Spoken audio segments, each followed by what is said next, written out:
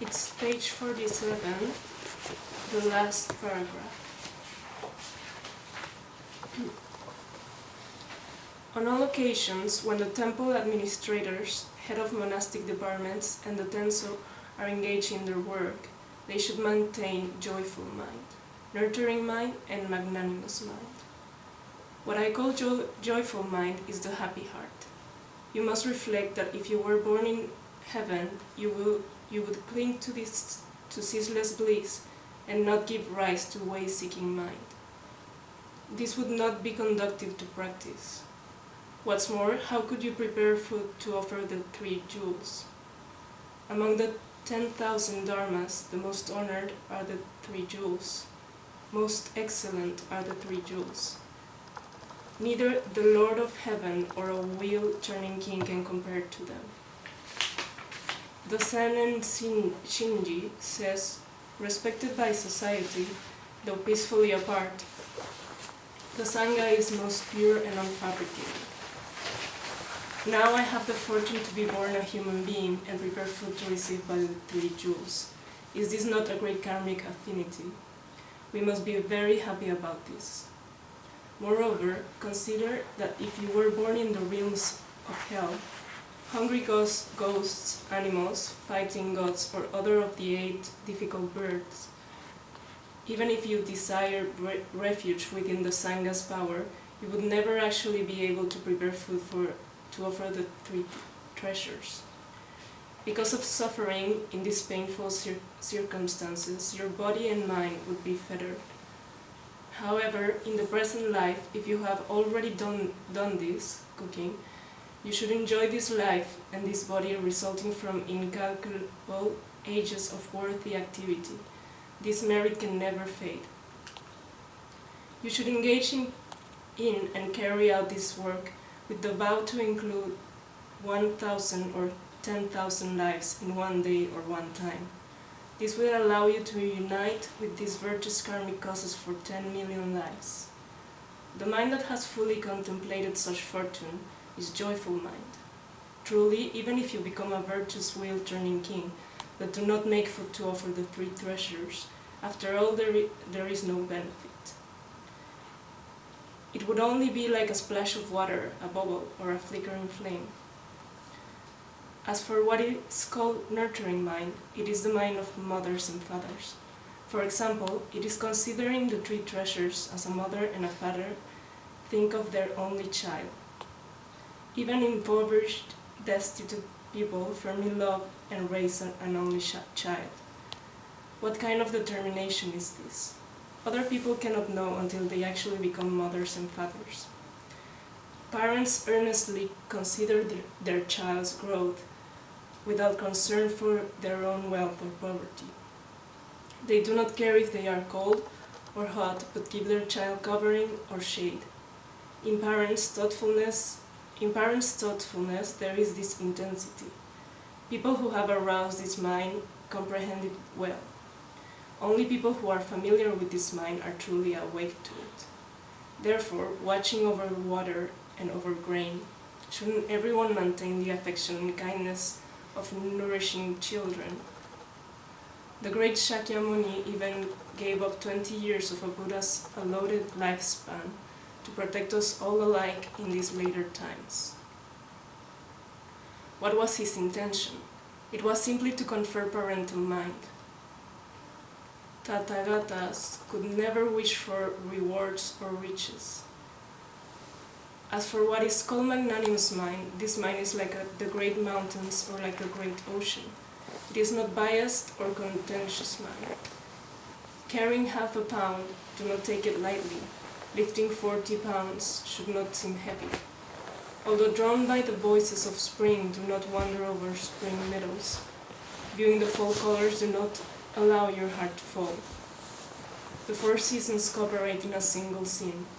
Regard light and heavy with a single eye. On this single occasion, you must write the word great. You must know the word great.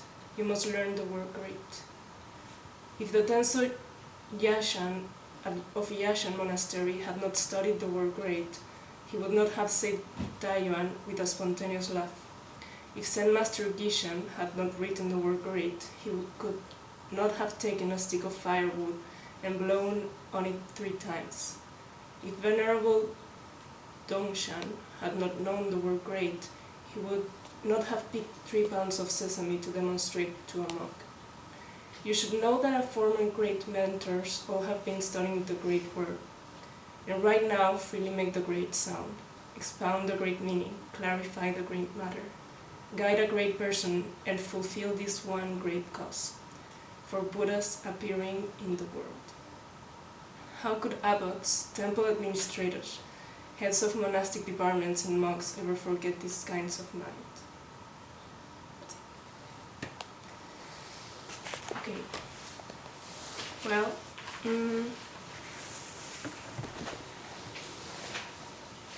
when I read this part, and I had to give a dharma talk about it, I saw it with a whole new perspective. I realized that this part might be, it's a very important one, it's kind of a conclusion, and something that kind of puts together all of that Dogen said before. So he starts saying that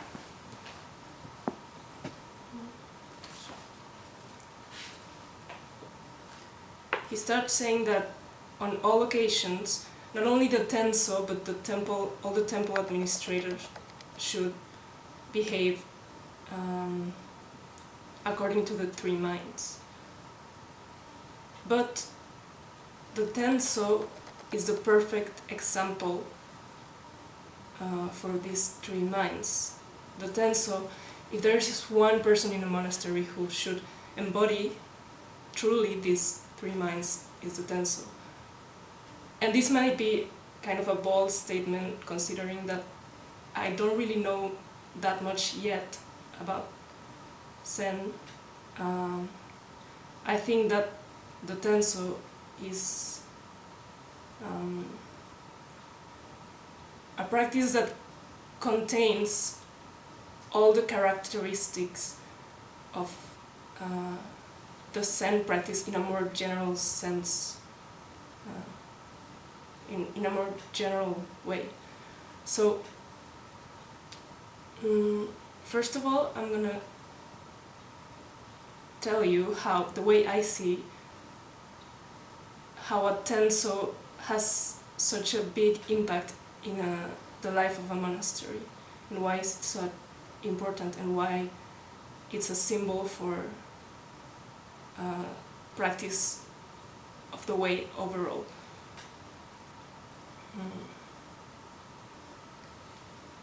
So, also, Dogen writes the instructions for the Tenso, but he might as well be writing instructions for practice, or the title might also be instructions for enlightenment, the way I see it. So,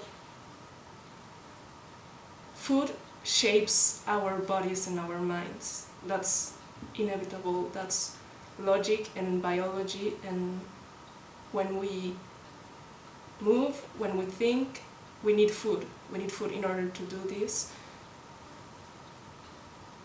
That's just the way things work. So, in a very basic stand, the Tenso holds a huge responsibility. He has to feed us. He has to prepare the food we are going to put inside our body and nourish our whole self. So,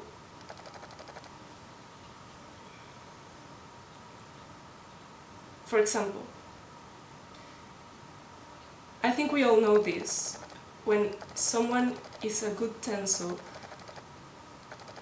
we all feel it. We can all feel how our practice flows in a better and more harmonious way.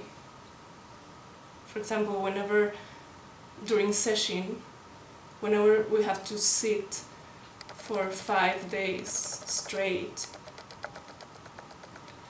and something which is not only a huge physical task but also mental, and we use all of our capacities, the food can have a great impact.